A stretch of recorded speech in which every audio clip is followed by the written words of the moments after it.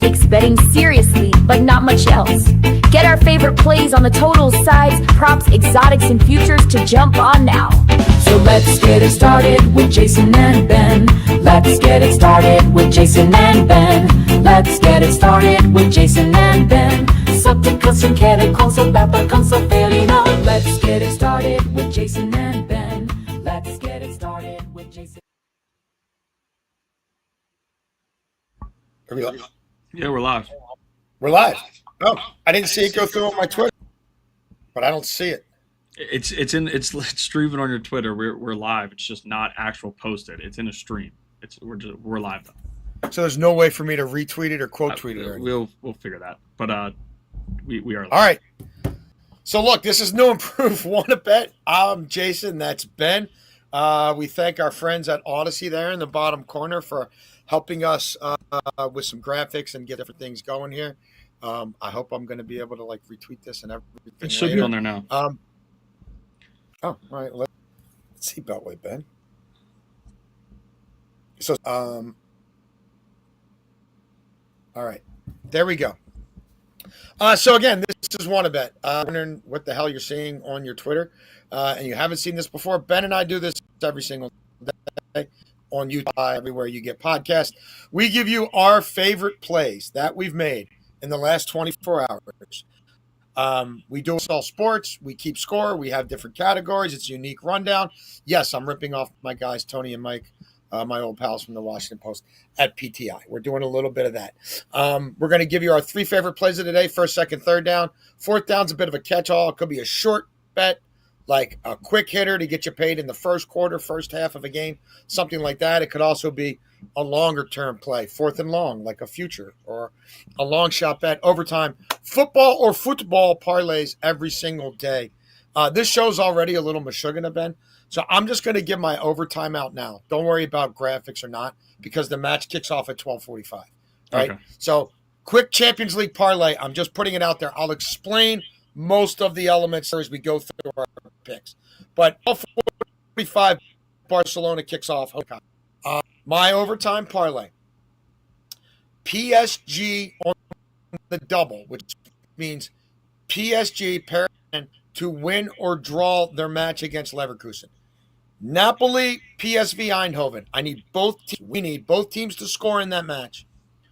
And we need Barcelona to lead at the half and then win the match against Olympiacos. That is plus 198. If you want to play it with PSG just on the money line, and I have done that, and I'm officially sprinkling on that, if I could find Meatball. You want to play it with PSG on the money line, plus 321. Okay. Beltway, Ben, I'm guessing we can still do this where we show people what we did yesterday and how we've done. So, again, we're working through all new stuff here. There you go. Yesterday, we continued to crush soccer. We nailed the Amon-Ra St. Brown. That cashed basically well before halftime. The problem was we didn't get points in that game. Neither quarterback threw 2 touchdowns, which kind of blew my mind. I thought both would. The late game, we were on our number, right? We don't play their corporate numbers. We moved our number to 48.5 and went under, and that hit, unfortunately, the first game did not go over. So I continue to kick around 10 to 15 units. Not good enough. That's what we've done since May 21st on the bottom. Since we launched this show, May 21st. But wait, Ben, how was your Monday night? Yeah, it was not great. As you said, the games we expected to go over. Baker Mayfield, I thought, would run more. He barely ran. Yeah. I tried once and got tackled, and that was on a QB pass. Got tackled in the backfield, so that didn't end well. Nico Collins, over 73.5 receiving yards. He got hurt. He was going a little bit early, but didn't do enough for us. And then David Montgomery did go over his 8.5 receiving yards, but we did lose.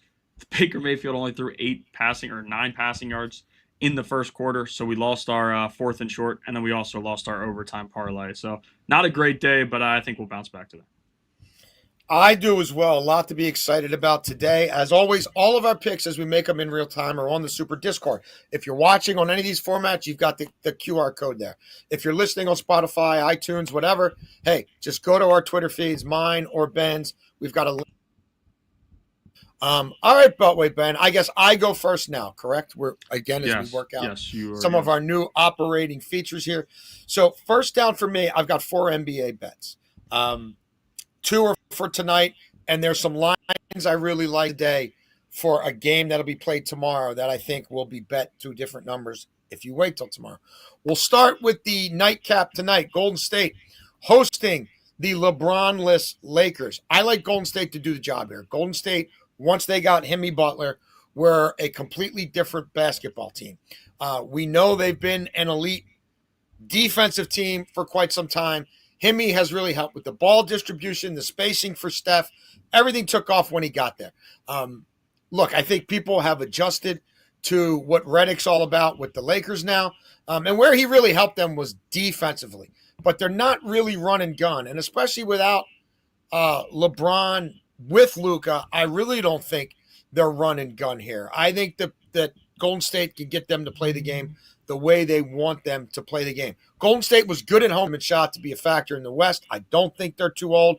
And what could kill them a little bit is somebody on the inside who could dominate them, a center, right? They still play small ball, but that's not to like this game to go under our number, 135. Again, we're talking about a Golden State team that when they played within the division at home last year, those games averaged 228 points. It's a Golden State team that was only 20 for the season last year in home scoring. They're slightly below average in pace of play at home for the season last year. And again, a lot of newness, a lot of working out the kinks. I'm not sure it's going to be offensive fireworks to start. So that's our plays there. What do you have on first down, Ben? Yes, first down, we will go to Reed Shepherd, over 11.5 points and assists. Listen, I think Reed Shepherd's going to have a good night. When you look at what that situation is for them, they don't have a lot of scores. They're not like Fred VanVleet's injury is pretty big. I don't think people are talking about it enough with them. I know the KD addition is big and he's going to change things. But to me, Reed Shepherd's still going to play 22 to 28 minutes, and he's going to play the point. When he's on the court, he's going to have the ball in his hands. Shot the ball really well during the preseason. Of course, he's good with distribution. I think Amen Thompson's going to haven't talked about that the other day, but I do think Reed Shepherd has a strong night scoring. He shot the ball really well. He can shoot the three. They need that with what they have. And when you look at their bench pieces, Reed Shepherd's the only one that really stands out to me as a true growth scorer that they trust. So I do like Reed Shepherd over 11.5 points and assists. Forgot to give out the Bucks game. Can I do that here? Well, that's yes. Okay. Also on the NBA, tomorrow night, Bucks against the Wizards. I love the Bucks laying 8.5. The Wizards are still in full tank mode. If you listen, and I'm not a huge narrative guy, but you listen to anything that Doc and the Greek Freak are saying, it's clear Milwaukee's out to let people know that they're not dead. This is a gross mismatch for them. Like, can they punch above their weight class? No. But when they get the punch down, they do, and they do hard. This Wizards team could do nothing against any semblance of a center or power forward last year. I don't see that changing. They're one of the youngest teams in the league. They're playing for, 2027, probably not even, maybe 2028. And I like the Bucks to come out and make a statement here. I think they win by double digits. I think this game is a mismatch, and I'm not super worried about load management in week one, or day one, match day one, game day one, whatever you want to call it. Although I guess there is some of that going along. We also like getting plus money on this now. I don't know how long you'll be able to do this. Giannis, 10 plus rebounds. Giannis, 25 or more points.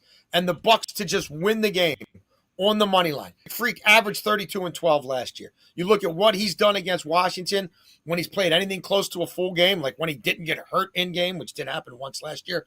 42 and 12, 35 and 15, 31 and 9, 42 and 13, 28 and 11, 23 and 9, 55 and 10. Could this get so sideways he doesn't play a ton in the second half? He could, but I also, frankly, could see him at the end of the first quarter sitting on damn close to a double-double. There's a lot of teams that went out there and just grabbed free rebounds early and often against this Wizards team last year. Second down. So I guess, do I go again? Or Yeah. You go second. Okay. Second down, Champions League. One thing we're doing really well in right now is soccer, and we don't intend to stop. We were on Napoli early. I fancied Napoli, thought they'd be a factor in the Champions League. They haven't looked great, and they haven't looked great domestically either.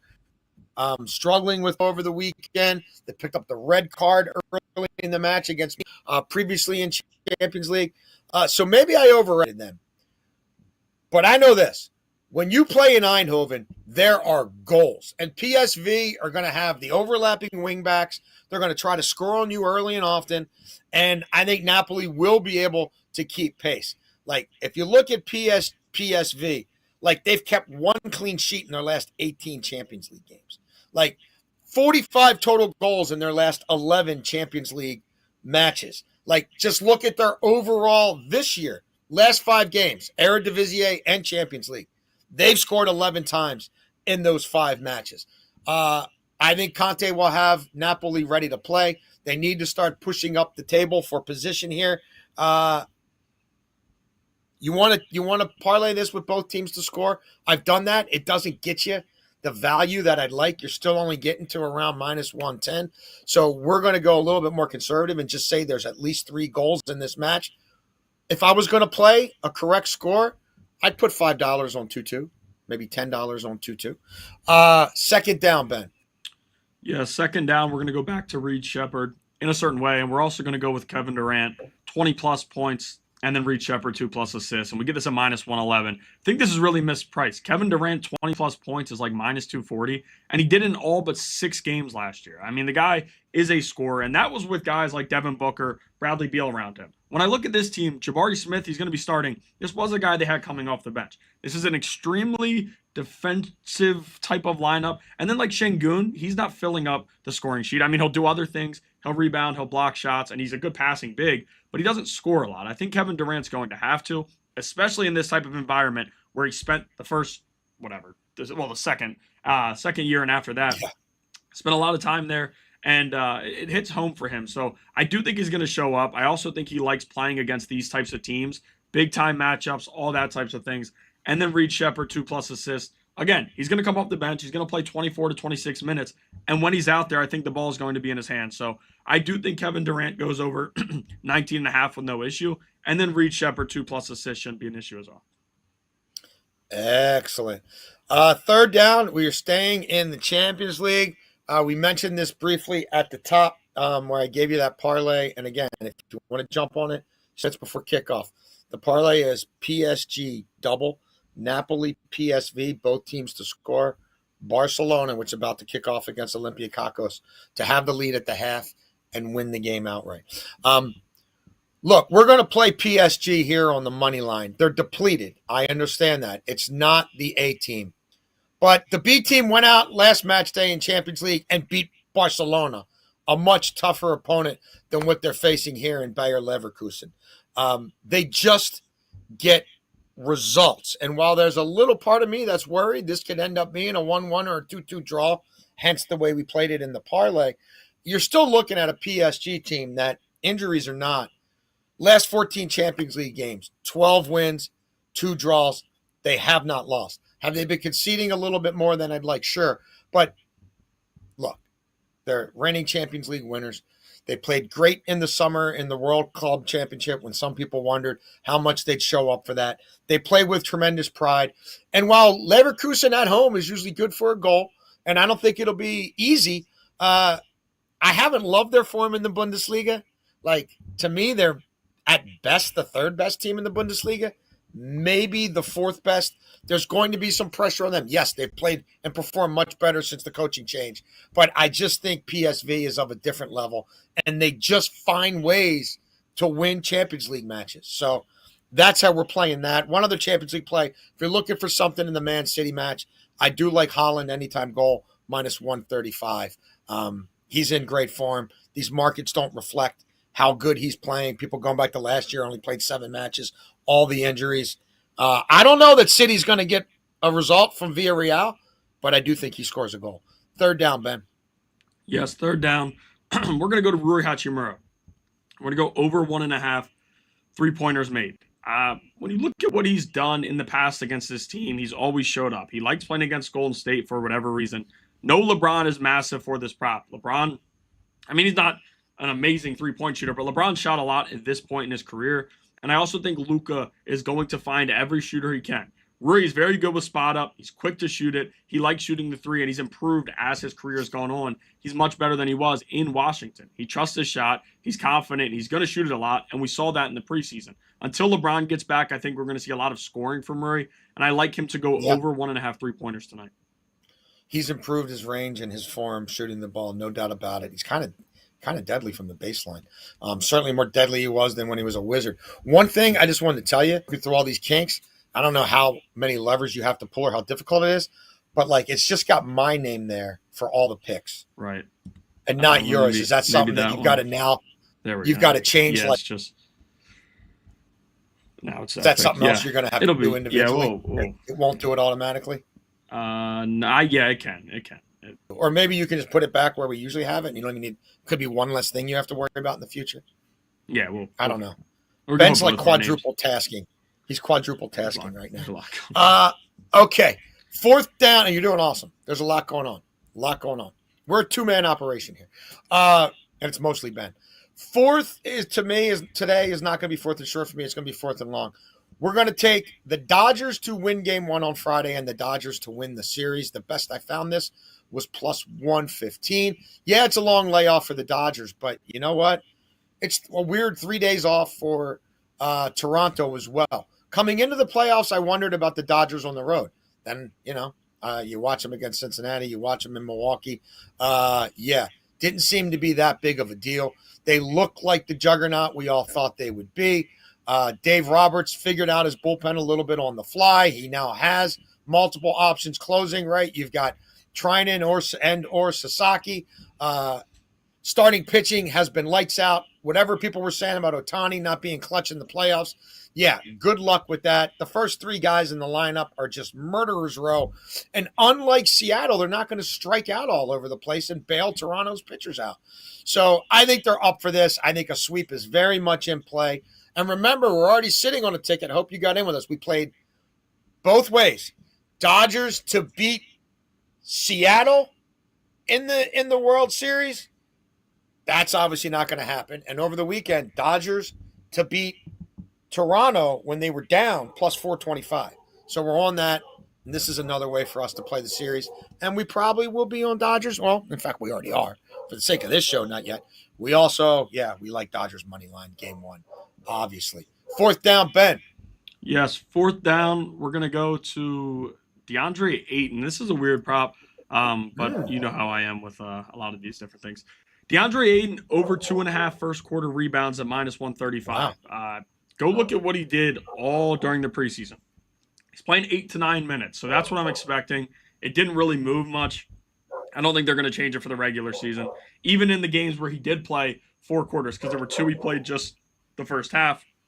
And then there were games he played the full game. Still played 8, 9, 8, somewhere around there in the minutes range. And if he does that, like Luka is going to take some rebounds. And when LeBron's out there, I think Ayton's rebounds are going to go down a little bit just because Luka and LeBron both do it a lot. But with just Luka and Hachimura take a few, DeAndre Ayton is the biggest man on the court. And I think he's going to be a little bit more aggressive now that he's in LA. And we saw in the first few games. I mean, he's above 8 rebounds in every single game. We'll get to that again in overtime. I just think early on, 8 to 9 minutes he plays, he's going to grab 3 or 4 rebounds. I think it'll be 4, but getting him 2.5, I feel good about. And it's minus 135, so a little bit of juice. Still feel good about it.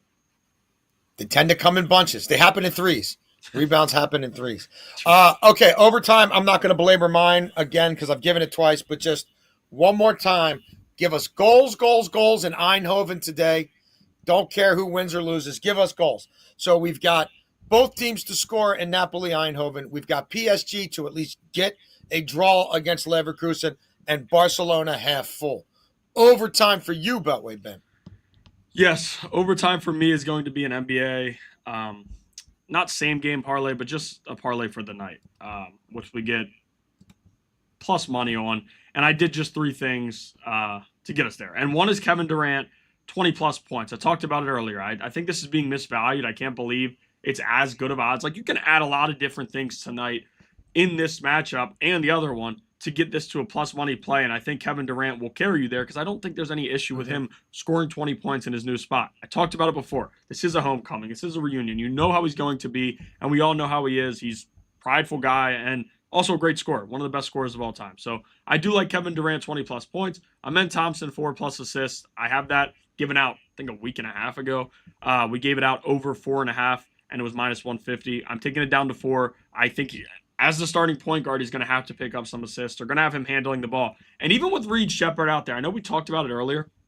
Amen still will handle the ball a bit. Reed Shepherd is good as a spot-up shooter if they want to use him that way, and we saw that in the preseason. And then DeAndre Ayton, 8+ rebounds. Listen, this guy, I talked about it before. With no LeBron, I think there's going to be a lot of rebounds to be had, and Luka's going to take his 10 every other night like he usually does. But there's still going to be a lot on the table, and I think this might be a lower-scoring game. Some missed shots, teams trying to figure things out early in the season, some guys chucking, trying to get confident. I do think DeAndre Ayton grabs 8 boards here.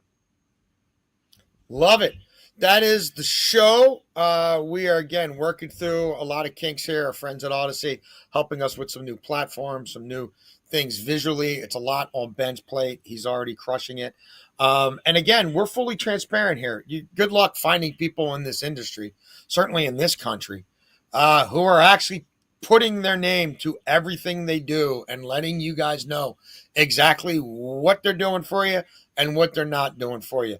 The push to get up over 60 units continues. We're glad to have NBA inventory. I'm fired up to have Champions League back. We've been doing great in that, and I'm stepping back from the NFL. I'm not having great success in the NFL right now.